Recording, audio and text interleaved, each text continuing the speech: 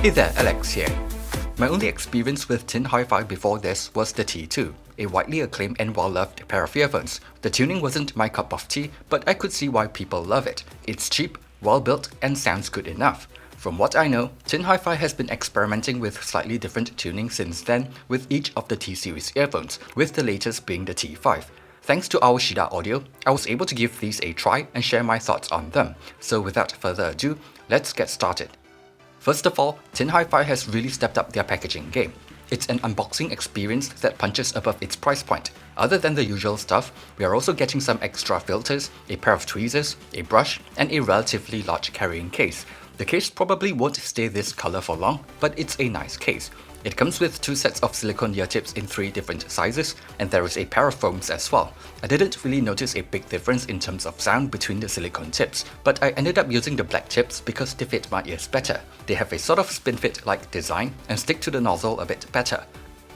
The shell is entirely made of metal and it feels really well made. I like how it looks, the fit is excellent for me, and it has a recessed 2-pin connector which should be more stable. The cable isn't the nicest I've seen from the brand, but it works well. I like how soft the ear hook portion is.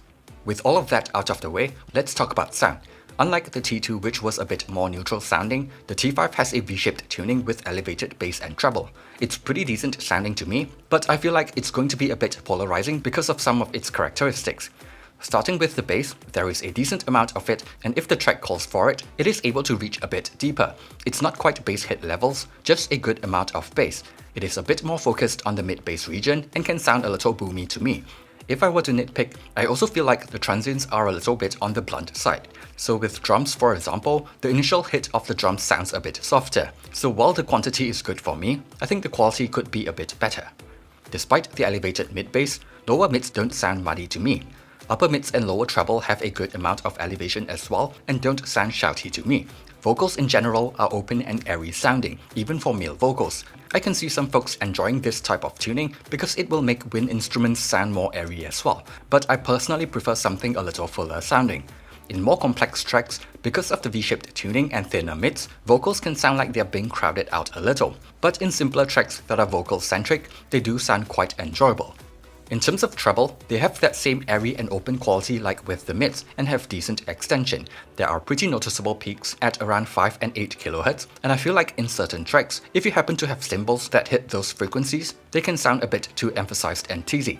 In tracks that are more prone to sibilance or not mastered as well, there is going to be a bit of sibilance, but most of the time, it's relatively well controlled. Soundstage, resolution, and imaging are all pretty decent to me. Though sometimes if you have a complex track with a ton of instruments, it can struggle a bit, especially if it's a bass-heavy track as well. Overall, I think the T5 is a nice set of earphones. While it's not the most versatile or natural sounding in my opinion, it does sound quite nice when you have tracks that can showcase its strength. I find that simpler tracks with a strong focus on vocals sound pretty good on these because of the slightly more airy presentation in the mids and treble. Whether that is worth the asking price of $129 will probably depend on your preference and music library. Personally, I can use EQ to make it suit my taste a bit more, but I still prefer something a little more versatile overall, so it's not really something that I would go for.